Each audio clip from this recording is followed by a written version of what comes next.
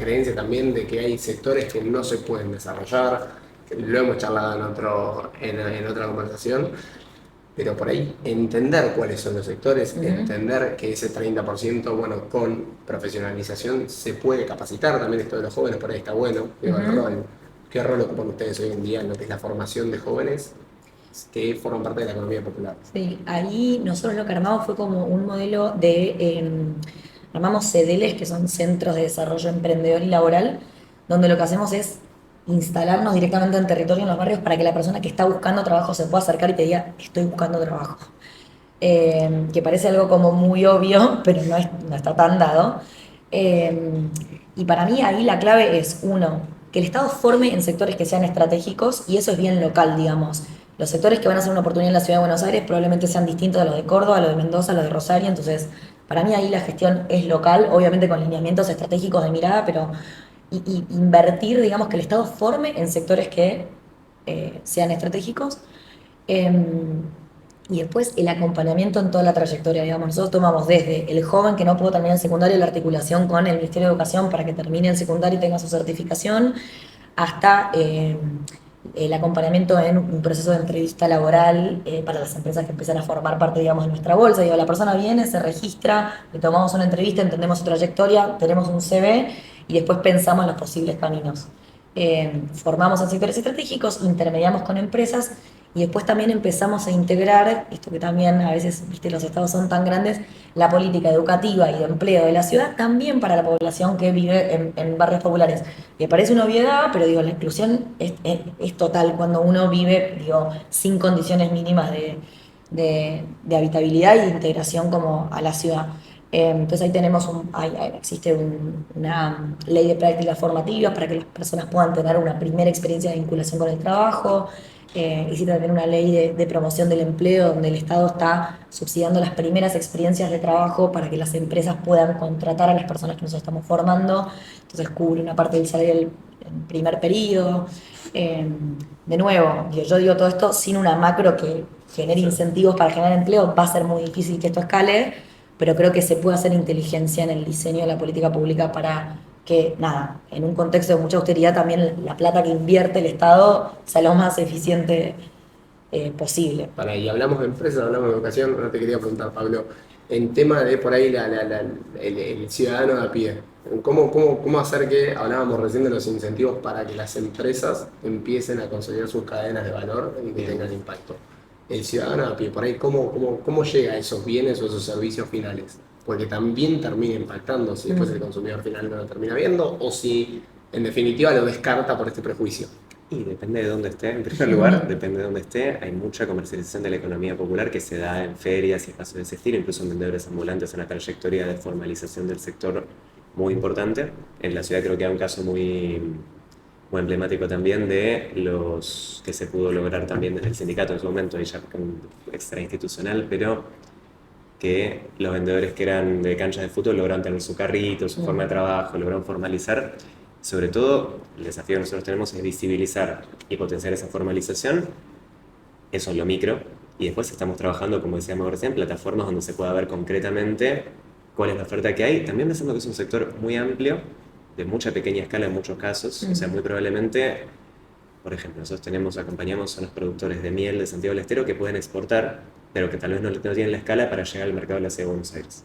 Entonces, tal vez también un desafío de potenciar la escalabilidad y potenciar la logística en muchos casos, por lo que termina pasando muchas veces en cooperativas de consumo, en circuitos de consumo, que cuesta llegar a abastecer el consumo que se da. Entonces terminan siendo acuerdos bilaterales o terminan siendo, que ahí también es muy importante en términos de financiamiento, en términos de cómo se proponen las iniciativas también para obra pública, por ejemplo, si hay adelanto de capital, si existen las formas de que alguien pueda financiar una licitación o financiar una producción previa a la compra. Tiene un montón de escalas distintas, pero sobre todo es el alcance del ciudadano de a pie a los productos de la economía popular. Todavía es un desafío a escala nacional.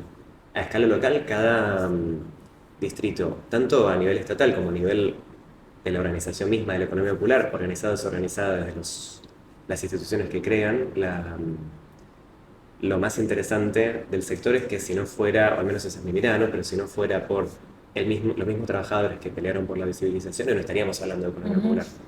Entonces, cada territorio, cada distrito tiene sus particularidades por fuera, incluso superando lo estatal. Entonces, no se me ocurre el caso de la ciudad para focalizar, pero muchos casos de ferias o cooperativas de consumo, experiencias que distritalmente tienen mucha potencia, a escala nacional tal vez cuesta escalar, pero sí localmente tienen mucho dinamismo. El desafío que tenemos sobre todo es generar esa plataforma también y generar esa capacidad logística de hacer frente a esa demanda logística y financiera. También en función del Estado, generar eso, las normativas necesarias para que se pueda dar. Cuando el Estado hace una compra pública, por ejemplo, poder también generar las condiciones para que suceda. A grandes rasgos creo que es más un desafío que una realidad, pero creo que a dónde vamos también. Y para cerrar, ahí le voy a pedir a cada uno por ahí, Magu, Pablo, algún mensaje final sobre economía popular, esto que charlábamos, algo que le gustaría dejar asentado.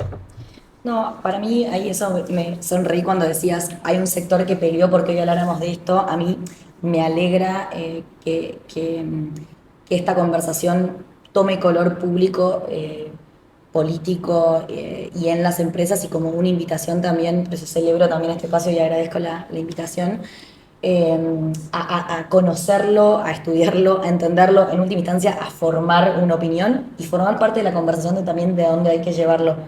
Pero me parece que como quizás muchas agendas en la Argentina tienen una carga de prejuicio importante y en definitiva a mí siempre cuando me preguntan más en una conversación de 10, 15 minutos es trabajo, o sea la economía popular es trabajo, es lo mismo que te está pidiendo un trabajador del campo, que si digo, ¿qué te va a pedir hoy una persona si lo metieras adentro de un cubículo cerrado? Quiero trabajo, más y mejor. Y un trabajador de la economía popular te va a pedir quiero trabajo, más y mejor.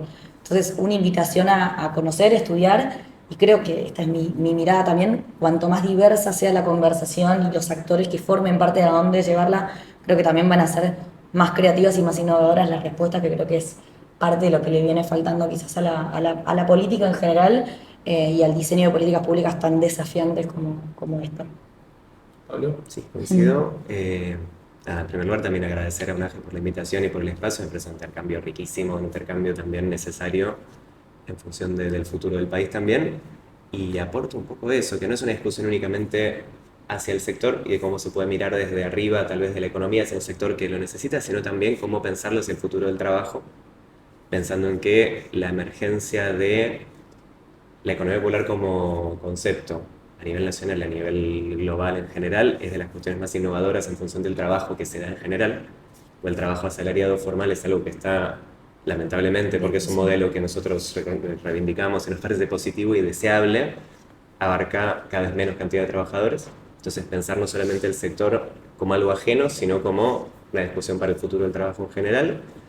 E invitar a eso, conocer, estamos trabajando mucho desde todas las órbitas de la que trabajamos con el sector a publicar datos concretos, yo justo coordino el equipo de datos de la CONAMI, entonces estamos trabajando en que haya datos reales sobre el tema, investigar, formarse, evitar los simplismos, evitar vincular necesariamente la discusión a la discusión asistencialista.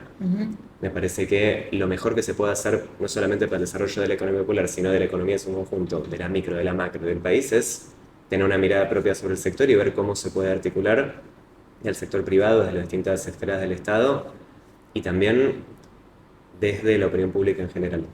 Hay lo que comentaban recién de cómo se valora, cómo se mira, tal vez por prejuicio, tal vez por cuestiones que se piensa que son de productividad, a veces lo son, a veces no.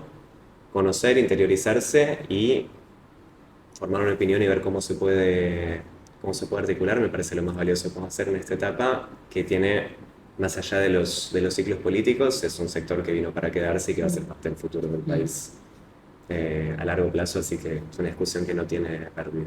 Impecable. Evitar los simplismos porque estamos hablando de trabajo. Bueno, muchas gracias. Gracias. Gracias a ustedes.